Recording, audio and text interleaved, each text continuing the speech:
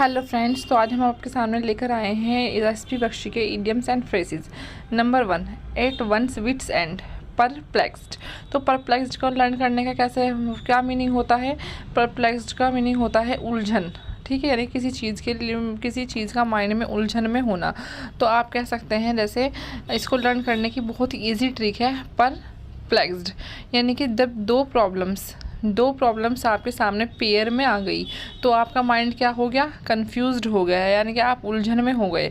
तो आप इसको कह सकते हैं कि आप के परप्लेक्स्ड, दो पेयर में जब आपके सामने कोई प्रॉब्लम आई तो आप क्या हो गए? आपका माइंड हो गया उलझन में। नंबर 2 है at one's finger tips complete knowledge. इसका ईजी लर्निंग है कि आप जैसे आपको किसी चीज़ के बारे में कंप्लीट नॉलेज है, यानी कि आप कह सकते हैं कि जैसे ग्रामर पढ़ रहे हैं आप, तो ग्रामर के रूल्स आपके सारे फिंगर्स पर हैं। तो क्या हो गया आपकी complete knowledge. At the spur of the moment का मीनिंग क्या होगा? विदाउट डिले, बिना देरी किए। ये तो आपके लिए बहुत ही ईजी रहेगा। नंबर 4 है आपका all in all, most important. जैसे अब आपका एग्ज़ाम्स हैं, एग्ज़ाम पेपर में बुक्स पे जैसे आप टिक मार्क लगवाते हैं, ठीक है, टीचर से, तो वो कहते हैं ऑल इन ऑल कि ये तो जो है ना सभी क्वेश्चन मोस्ट इम्पोर्टेंट है भाई आपके लिए। नेक्स्ट है आपका एट क्लोज क्वार्टर्स।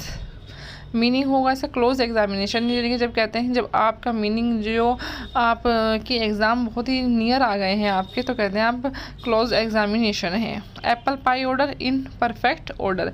ये कोई चीज़ जो परफेक्ट रखी हुई है, ऑर्डर में रखी हुई है, अल्फ़ाबेटिक है, तो उसको आप कह सकते हैं कि ये हमारा जो है एप्पल पाई ऑर्डर है। नेक्स्ट है आपका 7 above board, honest and straight forward. अब आप कह सकते हैं इसको, देखो जैसे बोर्ड है, ठीक है, बोर्ड क्या होता है? बोर्ड पूरी तरीके से खुला हुआ होता है, तो जब कोई चीज़ खुली हुई होगी तो वो आपको ईजीली दिखाई देगी। तो आप कह सकते हैं कि हाँ भाई, ये जो बंदा है ना, ये ईमानदार है और कैसा है? स्ट्रेट फॉरवर्ड है, इसने अपने बोर्ड को पूरे को खुला रखा है। Above all, before everything else.